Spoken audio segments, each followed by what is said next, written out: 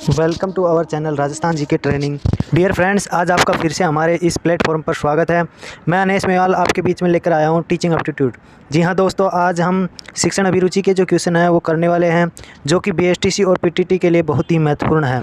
इस वीडियो को देखने से पहले हमने जो थ्योरी क्लास की जो वीडियो बनाई है उनको आपको पहले देखना चाहिए, ताकि ये जो क्वेश्चन है आप अच्छे से कर पाओ और आपको अच्छे से समझ आए।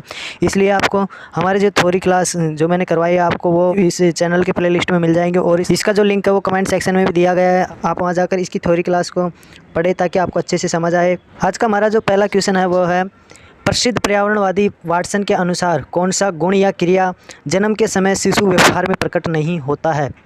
यानी कि हम बात करें, जो वाटसन महोदय थे उसने बताया था कि जो एक बच्चा होता है उसके जन्म के समय कौन सी जो व्यवहार की में जो प्रकट होती है वो क्रिया या गुण कौन सा नहीं है। ऑप्शन ए है प्रवृत्ति क्रिया, ऑप्शन ब देह आकार, ऑप्शन स है हस्तगतात्मक, और जो द ऑप्शन है वह है व्यवहारिक गुण। एक शिशु के जो व्यवहार में जो गुण प्रकट नहीं होते वो कौन से गुण होते हैं। तो इसके हम आंसर की बात करें तो इसका आंसर हो गया द व्यवहारिक गुण। इसके बाद में हमारा जो दूसरा क्वेश्चन है, बालक औपचारिक रूप से सामाजिक परिपक्वता की ओर बढ़ता है। यानी कि एक जो बालक होता है वो औपचारिक रूप से सामाजिक परिपक्वता की ओर कहाँ पर बढ़ता है, किस स्थान पर बढ़ता है, इसके बारे में हमको बताना है। इसका आंसर जो है वो क्या होगा। एक जो बालक का विकास होता है वो दो प्रकार से होता है, औपचारिक और अनौपचारिक तरीके से। तो ऑप्शन दिए गए हैं विद्यालय वातावरण में, बी है मित्र समूह में, और स जो ऑप्शन है वो है पास पड़ोस से, और जो द है घर परिवार में। मैंने जैसा कि आपको बताया, एक बालक का विकास जो होता है वो दो प्रकार से होता है, एक तो औपचारिक तरीके से और एक अनौपचारिक तरीके से।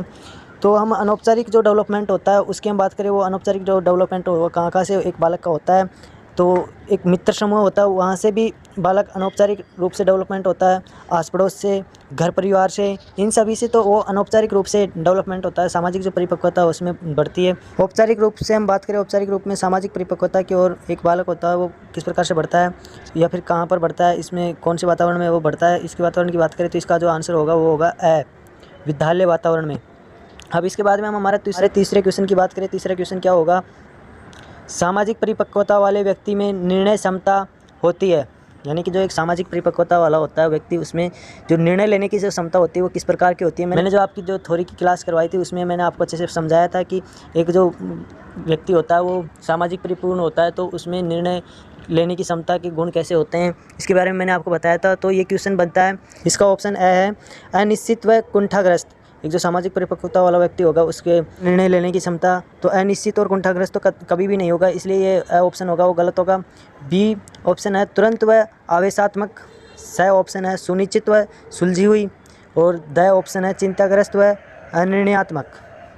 हम बी ऑप्शन की बात करें, तुरंत व आवेशात्मक, तो ये लगभग सही है कि तुरंत निर्णय ले सकता है, पर यह ज़रूरी नहीं है कि वो सही निर्णय लेगा। आवेशात्मक तो बिल्कुल भी नहीं हो सकता। तो इसके आंसर की हम बात करें तो इसका आंसर क्या होगा, इसका आंसर होगा स सुनिश्चित व सुलझी हुई। यानी कि जो एक सामाजिक परिपक्वता वाला जो व्यक्ति होता है उसकी जो निर्णय लेने की क्षमता किस प्रकार की होती है, सुनिश्चित होती है एवं सुलझी हुई होती है, क्लियरली होती है उसमें, लेकिन किंतु परंतु कुछ नहीं होता। जो उसने निर्णय लिया वो एकदम ठीक सटीक होता है। इस वजह से सामाजिक परिपक्वता वाले व्यक्ति की क्षमता की हम बात करें तो वो कैसी होगी, सुनिश्चित व सुलझी हुई। अब हमारा जो चौथा क्वेश्चन है उसकी बात करें कि सामाजिक रूप से परिपक्व व्यक्ति अपनी बात कहता है। यानी कि जो सामाजिक रूप से जो परिपक्व होगा वो व्यक्ति अपनी बात को किस प्रकार से कहता है, वो इसकी हम बात करें तो ऑप्शन है ए है सुनने वाले के अनुसार, बी है गर्व के साथ, स है प्रभावात्मक रूप से, द ऑप्शन है अस्पष्टता से। इसके हम आंसर की बात करें, इसका आंसर क्या होगा जिसमें हमें 3 नंबर मिलेंगे। इसका आंसर होगा ऑप्शन नंबर स प्रभावात्मक रूप से। यानी कि जो एक व्यक्ति होता है जो सामाजिक परिपूर्ण होता है तो उसकी जो बातें होती है वो किस प्रकार की होती हैं, वो अट्रैक्टिव होती हैं। जो एक अच्छा नेता होता है उसका गुण भी क्या होता है, अट्रैक्टिव करना, दूसरों को प्रभावित करना होता है। तो यानी कि इसका आंसर होगा प्रभावात्मक रूप से। अब जो हमारा 5वां क्वेश्चन है, सामाजिक रूप से परिपक्व व्यक्ति ही शिक्षा द्वारा समाज की संस्कृति का हस्तांतरण कर सकता है। यह आपके अकॉर्डिंग सही है या गलत है, आपको ये बताना है। हमारा पहला ऑप्शन है सदैव, ब ऑप्शन है कभी कभी, स ऑप्शन है संभवतः नहीं, और द ऑप्शन है कभी नहीं। यानी कि जो 5वां क्वेश्चन होगा, सामाजिक रूप से परिपक्व व्यक्ति ही शिक्षा द्वारा समाज की संस्कृति का हस्तांतरण कर सकता है। इसका आंसर क्या है, ए सदैव एक जो सामाजिक परिपक्वता से परिपूर्ण होगा वो व्यक्ति है हमारी जो संस्कृति का हस्तांतरण कर सकता है, एक पीढ़ी से दूसरी पीढ़ी तक ले जा सकता है। तो इसलिए इसका आंसर ए हो गया। अब जो हमारा छठा क्वेश्चन है उसकी हम बात करें। लड़के लड़कियों की अपेक्षा अधिक झगड़ालू एवं आक्रामक प्रवृत्ति के होते हैं। तो जो छठा क्वेश्चन है उसमें बताया गया कि लड़के लड़कियों की अपेक्षा अधिक झगड़ालू एवं आक्रामक प्रवृत्ति के होते हैं। तो ऑप्शन ए है सामाजिक प्रत्याशाओं के कारण। ब ऑप्शन होगा शारीरिक संरचना, आकार व ऊर्जावान होने के कारण। स ऑप्शन होगा अंतःस्रावी ग्रंथियों से स्रावित हार्मोन के कारण। और जो द ऑप्शन है वो है उपयुक्त सभी के कारण। तो जो छठा क्वेश्चन है उसका आंसर की बात करें, इसका आंसर क्या होगा? तो इसका आंसर हो गया द उपयुक्त सभी के कारण। एक लड़का जो होता है वो लड़कियों से अधिक झगड़ालू क्यों होता है उसका हमने कारण बताया। सामाजिक प्रत्याशाओं के कारण, शारीरिक संरचना जो शारीरिक जो बनावट होती है उसके कारण, अंतःस्रावी ग्रंथियों से जो हार्मोन निकलते हैं उनके कारण, इन सभी के कारण एक लड़का एक लड़की से ज़्यादा अधिक झगड़ालू आक्रामक प्रवृत्ति का होता है। अब हम जो हमारा जो सातवें क्वेश्चन की हम बात करें, सातवां क्वेश्चन क्या है? सामाजिक विकास का आधारभूत अभिकरण है। जो सामाजिक के जो विकास है उसका आधारभूत अभिकरण क्या है? ऑप्शन ए है प्रचार प्रसार के साधन, बी है विद्यालय, और स ऑप्शन है माता पिता व अन्य पारिवारिक सदस्य, और जो डी ऑप्शन है समाज के लोग समुदाय।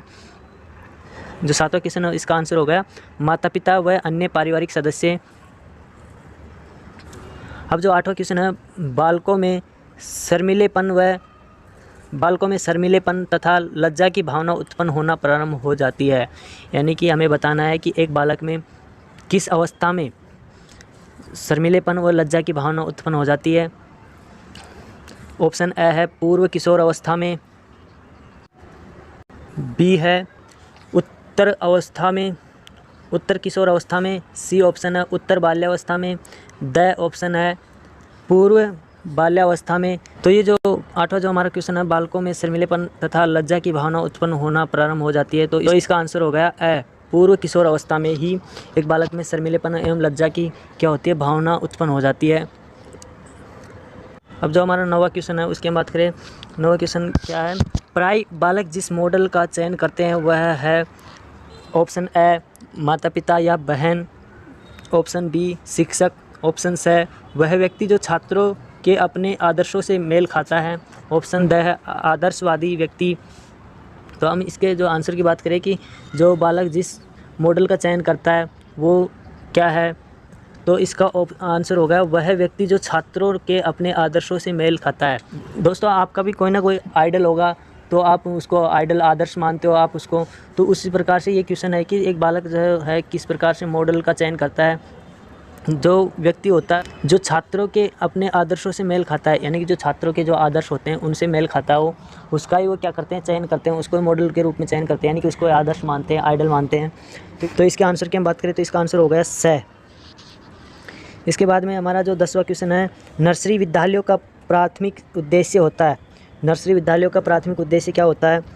ऑप्शन ए है छात्रों को प्रायोगिक परिस्थितियों में रखना, ऑप्शन बी है बालकों को विद्यालय की दिनचर्या के साथ समायोजित करने का प्रशिक्षण देना, ऑप्शन सी है सामाजिक विकास हेतु तैयार करना, ऑप्शन द है वर्तमान युग में व्यस्त माता पिता के बालकों को घर का माहौल देना। नर्सरी जो विद्यालय शुरू की गई है उनका उद्देश्य मुख्य रूप से क्या है? तो उनका उद्देश्य है सामाजिक विकास हेतु तैयार करना। इस वजह से इसका आंसर क्या हो गया? स ऑप्शन नंबर स इसका आंसर हो गया। 11वां क्वेश्चन है शिशु की प्रथम पाठशाला होती है।